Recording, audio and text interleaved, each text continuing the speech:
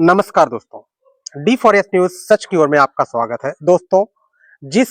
आस्था की नगरी में पूरा जनसैलाब उतरा था, जिस आस्था की नगरी में लोग एक डुबकी लगाने के लिए तरस रहे थे, आज वही आस्था की नगरी पूरी तरह से जलमग्न हो गई है। दोस्तों, हम आपको दिखा रहे हैं कि किस तरीके से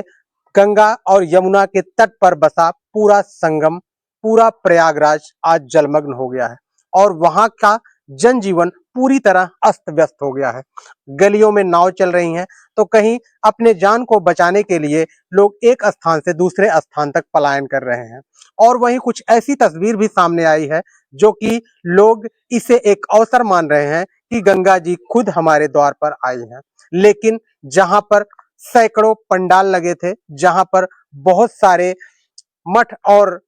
मठाधीशों का जमावड़ा था, आज वही स्थान पूरी तरह से जलमग्न है और उसके आसपास के लोग भी पूरी तरह से जल से प्रभावित हैं। और अगर ये देखा जाए तो पूरा भारत इस ऐसे ऐतिहासिक स्थान पर आने के लिए बेताब था जब यहाँ पर महाकुंभ चल रहा था और आज इसकी सुध लेने वाला कोई नहीं है। ना तो प्रशासन इस पर ध्यान दे रहा है और ना ही कोई जिम्मेदार व्यक्ति, क्योंकि एक ऐसा गांव जो पूरी तरह से पानी में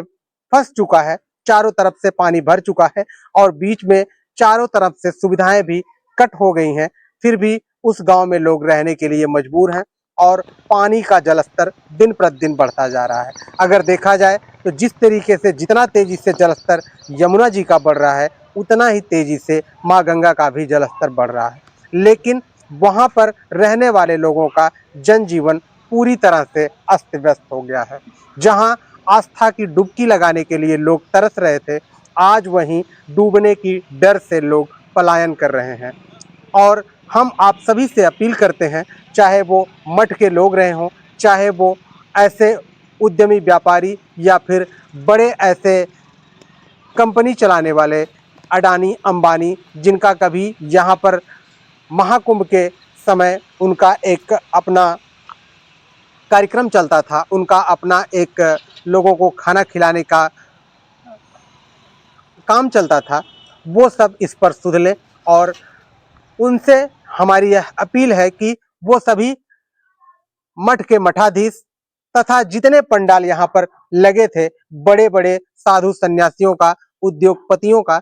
उन सभी से निवेदन है कि वो एक बार फिर आस्था की नगरी प्रयागराज की तरफ जरूर देखें, वहां की समस्याओं को जानें, वहां किस तरीके से लोगों का जनजीवन अस्त व्यस्त हो गया है, उसे भी जानने की जरूर कोशिश करें। और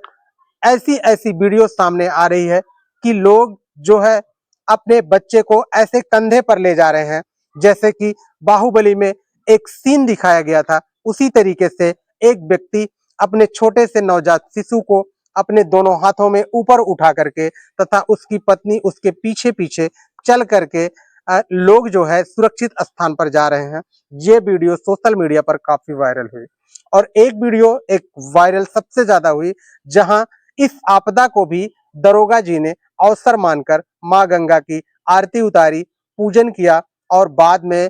छलांग लगाकर स्नान भी किए। और उन्होंने एक पोस्ट में लिखा कि बड़े सौभाग्य की बात है कि मां गंगा का आगमन आज हमारे घर पर स्वयं हुआ।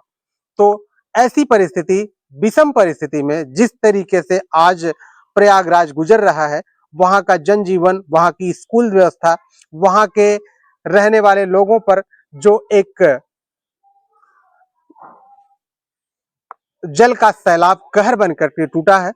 उससे बचने के लिए सभी लोग एक साथ सामने आए और जिस तरीके से महाकुंभ में लोगों को आमंत्रित किया गया कि आइए एक बार आस्था की डुबकी जरूर लगाइए, उसी तरीके से एक बार फिर आमंत्रित किया जाता है कि आइए एक बार अपने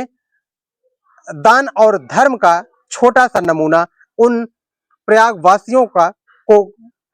आप दीजिए, एक सप्रेम भेंट दीजिए कि प्रयागवासी इस बड़ी विपदा से बाहर निकल सकें। और जिस तरीके से एक तरफ मां गंगा और दूसरी तरफ यमुना नदी का जलस्तर बढ़ रहा है, ऐसा बताया जा रहा है कि सन 2013 में इतना अधिक जलस्तर बढ़ा था, उसके बाद इस समय जलस्तर बढ़ रहा है। वही हालत वाराणसी की है और जो हालत इस समय प्रयागराज की है। तो दोस्तों, हम आपको दिखा रहे हैं कि किस तरीके से यहाँ का स्कूल और यहाँ की सड़कें, एक ऐसा स्थान जहाँ पे संपूर्ण प्रयागराज महाकुंभ का मेला समाहित हो जाता था, आज वही पूरी तरह से जलमग्न है।